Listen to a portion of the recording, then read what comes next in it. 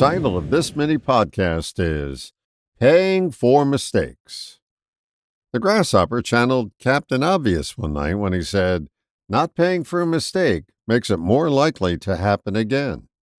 If you haven't yet paid the piper a price for a mistake, you're going to get several more opportunities because the inevitable repetitions will set off an alarm at his house.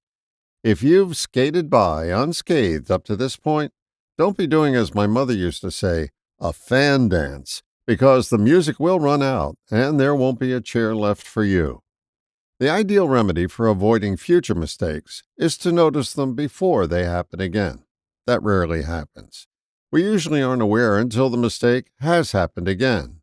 The key, then, is to notice a mistake while it's happening, so you can correct it in midstream and have a better chance of not drowning in your own doo-doo.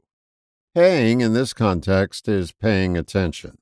We all know what our mistakes have been, and we've all knowingly repeated them. If you would like to get out from under a specific mistake, start paying attention. That means you have to get off autopilot. How many times have you had the same argument with someone? It goes the same place each time. You can avoid the mistake of arguing with them again by avoiding them, but that's just not practical. The next time the argument scenario comes up, oh yeah, it's going to come up again.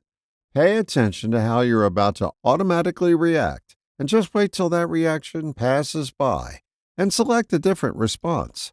There are other responses waiting in line, but we, in the past, have automatically selected our first one, which usually causes us to respond in kind, which is anything but.